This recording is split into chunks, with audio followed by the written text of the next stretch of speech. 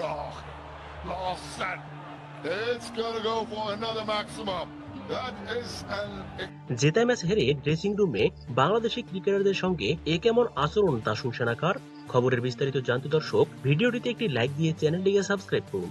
দর্শক, শ্রীলঙ্কার বিপক্ষে দ্বিতীয় টি-20 ম্যাচে টসে হেরে প্রথমে ব্যাটিং করতে নেমেই অনেকটাই বিপদে পড়ে যায় বাংলাদেশ। প্রথম 2 ওভারে 2 উইকেট হারিয়ে এরপর 50 পেরোনোর আগেই 4 উইকেট হারিয়ে একেবারে খেল হারিয়ে ফেলে বাংলাদেশ। তবে সেখান থেকেই লিটনের 69 আর শামীম পাটোয়ারির দুর্দান্ত 48 রানের সুবাদে নির্ধারিত ওভারে 177 রানের পুঁজি পায় টাইগাররা। জবাবে খেলতে নেমে লঙ্কানরাও সুবিধা করতে পারেনি। উইকেট যাওয়া আসার মিছিলে একটা সময় 80 রান তুলতেই 8 উইকেট হারিয়ে ফেলে তারা। তবে এরপর আর বেশি দূর এগোতে পারেনি লঙ্কানরা। টাইগার বোলারদের দুর্দান্ত বোলিংয়ে অনেকটা হেসে খেলে লঙ্কানদের হারিয়ে দ্বিতীয় ম্যাচে অসাধারণ এক জয় তুলে নেয় টাইগাররা। আর এই জয়ের ফলে সিরিজে 1-1 সমতা এখন দুই দলের।